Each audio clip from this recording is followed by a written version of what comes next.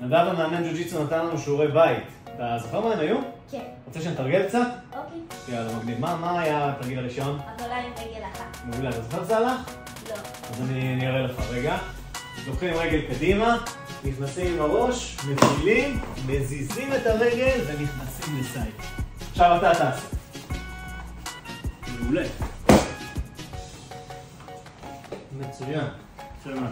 היה עוד תרגיל שעברנו עליו, אתה זוכר מה זה היה? גיליוטינה. נכון, בוא תדגים.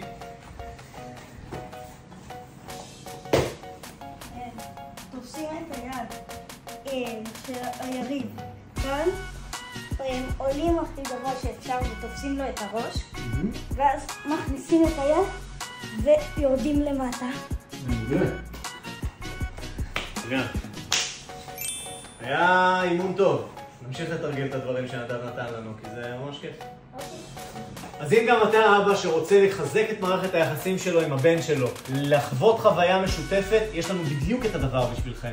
אימונים שבועיים של ג'ו-ג'יטסו ברזילאי אבא-בן. בתוכם גם הכנסנו מפגש של פעם בחודש של אבות שמדברים קצת על האבהות שלהם ועל הקשר בין תנועה ומערכות יחסים. רוצים לשמוע עוד? דברו איתי.